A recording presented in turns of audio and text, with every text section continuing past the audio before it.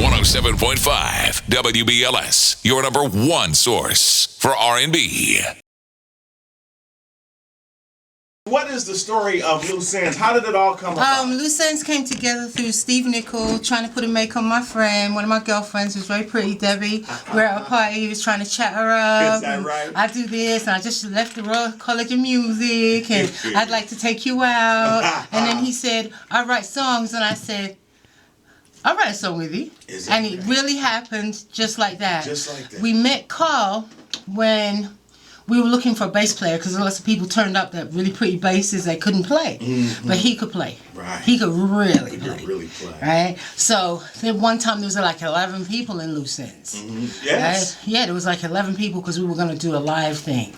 You know, and they kind of just fell off because things didn't happen as quickly as we wanted them to. What was the first hit, Hanging on a String? Our first song actually was a song called In the Sky. In the sky. Go ahead, Jane. No. Because it's too high. It's not my key anymore.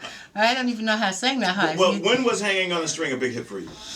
In England, it was a big hit for us in 1982. In America, 1983. Wow. Right? Because we had done a whole album by the time they had done the deal for licensing for around the world, and they did it with that's 83. Yeah. Oh, my goodness. Yeah. And then the hits just kept rolling. Thank you. They just kept rolling. Thank you very much. And was it a whirlwind when you caught on and you started traveling the world? We were very, very, very surprised. You know, and Nick Martinelli's a big part of that because, you know, he's out of Philadelphia and he produced all our albums. I love you, Nicky. You can't hear him. He's in Miami. That's okay. That's okay. Don't even do music anymore. Oh. Is that right? Yeah, he got sick of it. Like, oh.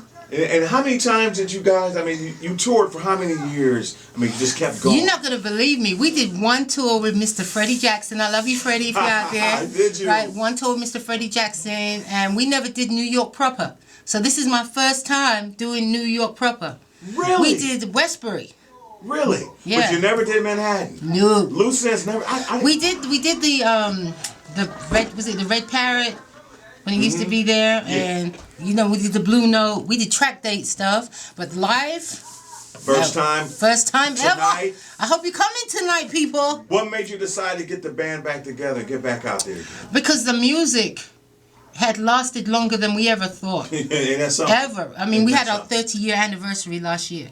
Unbelievable. And when your music stands out and you realize people love it and it means more to them sometimes than it really kind of does to you, you have to recognize. You have to say, you know what, we have to go back out there for the fans. We have to give them what they've been loving on us all this time. That's right. All this time. There's and when so people, many great hits. I got so many favorites. We really wouldn't be here if it wasn't for the fans.